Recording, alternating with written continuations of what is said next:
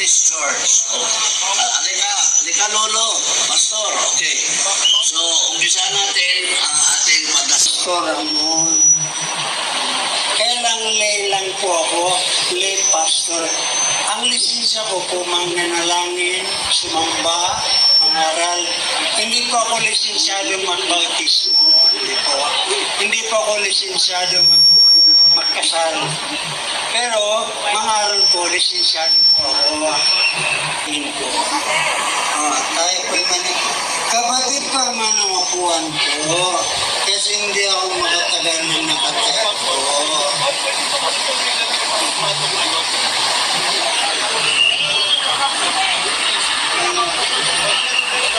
Kaya naman ang upuan ka. Namamalayan na lang na kayo na ako sa kasi hindi na ako makatagal. Sa pag-load na, hindi na. Nakaupo na lang ako palagi.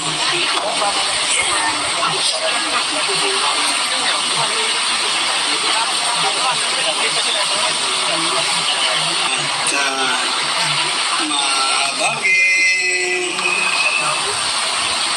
mapagpala po namin Diyos, sama po namin banal, kayo po ay sumasama kalamitan, at aming pong Isus.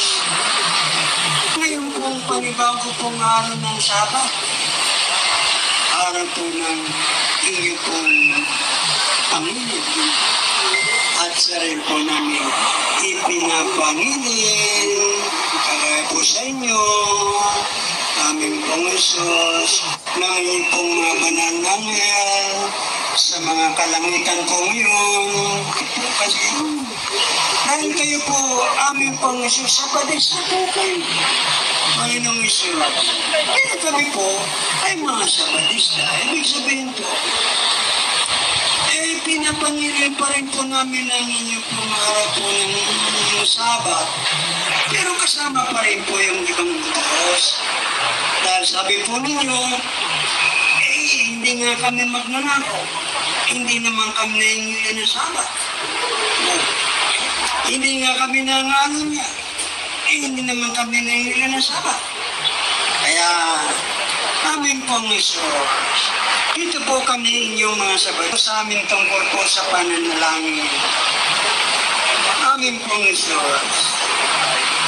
Ang sabi po ninyo kasi po sa mga libro na pinababasa po nyo sa amin. Ang pananalangin po ay kalahati palang higit kaysa pag-aaral. Wow! Kaysa pangangaral. Kaysa pagtuturo. Wow! Kung iniisip ko namin, mayroon palang masigit pa kaysa sa pagtuturo, kaysa sa pangaral. Ang pananalangin po, kasi po, kung ang pananalangin pala po ay pag-uusap, pero hindi na po pag-uusap ni tatay at ni nanay, yung mga anak, hindi. Ito po ipag-usap mo. Kayo po mismo ang nakikipag-usap po sa amin, aming puso, ganit po mga kapatid. Kung kayo pong nakikipag-usap sa amin po ngayon, aming puso, ay panalo na po kami.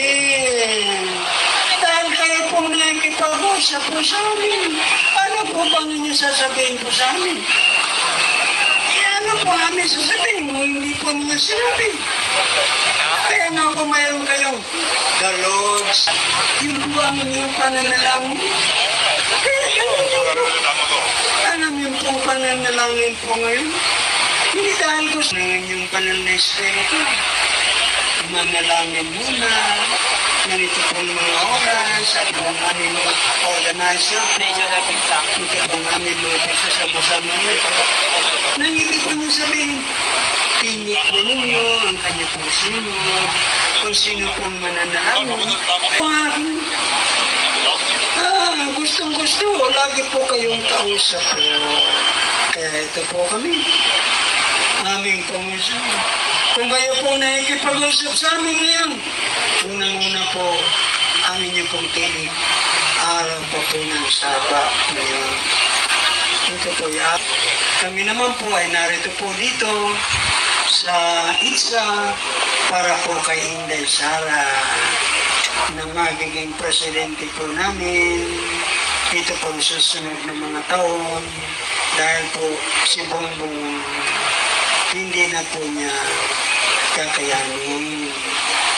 Dahil namin po Diyos, meron po kayong sinasalita na hanggat ang inyo pong salita ay kanino po po bang salita? Amin pong sasabihin din. Hanggang po na yung 10 utos. Amin pong Diyos. Meron pa po bang makakaigit yun? Eh kung meron po kami mga saligang batas, ay dagdag na lamang po. Kung meron po kami mga charter, ang 10 utos pa rin po ang isa pong magpapasunod sa amin pong mga salig. Nagpapailang lang nga po ng ganitong mga pananalangin pong kayo po muna. Ang amin pong hiringin, amin pong Diyos, kayong pong mga oras natin. Dahil ito pong araw po ng Sabado ay ginawa po ninyo upang makipag-usap po kayo na nung nasa ilin pa po ang aming unang mga magulang na wala po sila at hinahanap po ninyo at nakita naman po ninyo.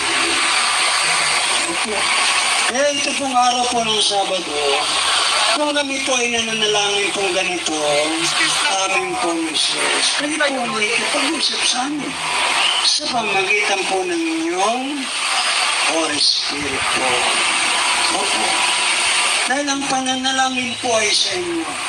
Hindi na po ito usap-usapan lamang po namin kagaya po ng aming mga gusto pong mangyari. Kaya ito po kami. Namin po Diyos. Kagaya rin po ng inyo po mga banal na meron sa langit. Ang pananalangin po namin ito, pagtugon lamang po sa inyo. Kung ano po ang inyong ibig pong sasabihin sa amin. At kung opo. Salamat. Isunod po na to ang prayer po sa ating kapatid sa United United Bible Baptist Bible. Halika sister. Okay. Yan na lang siya.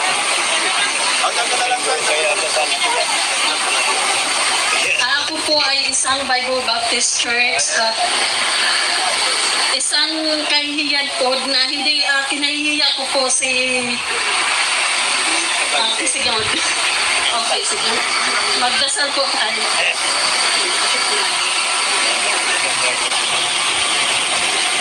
Sige, manalangin po tayo. Panginoon, maraming salamat Lord sa araw na po. Salamat Panginoon sa mga kapatiran namin na nandito ngayon Panginoon. Salamat sa mula nung nandito sila nung Lunes Panginoon hanggang ngayon ay nag-sacrifice po sila Panginoon na nanawagan Panginoon sa inyong pangalan Panginoon. Hindi mo po namin mga hinaing Panginoon. Sobra-sobra na po Lord ang aming paghihirap Panginoon. Lord, sabi mo nga Lord sa 1 Corinthians 10:13, walang pagsubok na didinanas ng lahat ng tao at hindi at mapagtagumpayan lamang niya ito sa pangalan ng Panginoon. Kaya lahat ng mga pagsubok natin, huwag tayong mawala ng pag-asa at manalangin po tayo sa Panginoon, lalo na po ngayon na ang ating bansa ay lugmok na po, sobra na ang paghihirap natin. Ang ating bayan ay grabe na po.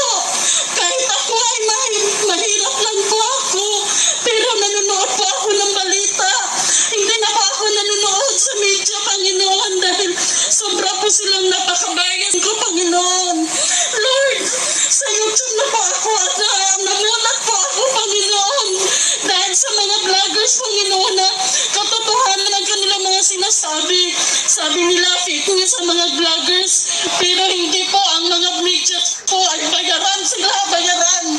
Mga sinungaling sila, hindi po sila nagbabalita ng totoong balita, Panginoon. Lalo na ngayon, Panginoon, sabi ni Percy Lapid, napanood ko sa YouTube, Panginoon, na ang ating bansa ay papunta sa bangin at ito po ay totoo. At ako po na ano po ako, Panginoon, na itong bansa natin, naniwala ako, Panginoon, na pinahintulot mo, Panginoon, at salamat, Panginoon, dahil namulat kami, pinahintulot mo, Panginoon, na pinaupo mo si Bongbong Marcos, sa President Marcos, Panginoon. Namulat kami at salamat, Panginoon, dahil pinamulat mo sa amin ang kanilang mga kasamaan, ang kanilang pagnanakaw, Panginoon, ang kanilang mga pagkasabi, nananakaw sila ng Panginoon, nananakaw sila ng panahon, ng bigas na hindi na sabi ni Bebe sa Panginoon, hindi ko pa kanilang mga Panginoon, isang bansa na ito, Panginoon, sa gymnasium Arnan, paano mag-Arnan kung ang ating Panginoon ay tumayo sa Panginoon, ang iyong bansa natin, kung sila ay hindi magbalik loob sa Panginoon, ito ay mapapunta sa pahamak, kung hindi sila magsisisi sa kanilang mga kasalanan, sige, magnakaw kayo, magpakabusog kayo, pero ang inyong kaluluwa mapunta sa impyerno, ang inyong kayumanan, kung ang inyong kaluluwa ay mapunta sa impyerno habang buhay kayo magdosa, kayo mga buhay, dapat kayo magsisi, matakot kayo sa Diyos sa kanyang mga ginagawa, kahit man kayo ay makaligtas dito sa lupa, pero sa mata ng Diyos, hindi kayo makaligtas. Ewan ko sa inyo, kung kayo ay madala sa rapture, kawawan mga kaluluwang lumayo sa Panginoon. Kaya itong panggobyerno, wala, papunta ito sa bangin. Sabi ni Percy Lapid, ito po ay nagkatotoo, mga magnanakaw, mga kod-kod-kom, sana po ay makarma kayo. Ngunit ang Panginoon ay, ngayon ang Panginoon, binibigyan lang kayo ng pasensya, binibigyan kayo ng pag-asa kung kayo ay magsisisi. Ngunit pag kayo hindi magsisisi, ang Panginoon magbibigay sa inyo ng kapighatian. Tandaan niyo yan, dahil ang masama hindi magtatagumpay at ang masama ay papunta sa kapahamakan. Yan ang aking dalangin, Lord. Dinggin mo ang aming panalangin, Lord. Marami na mga naghihirap. Kami ay asawa ko sa maintenance, pero dalawang kumakain. Tapos may dalawang college ako.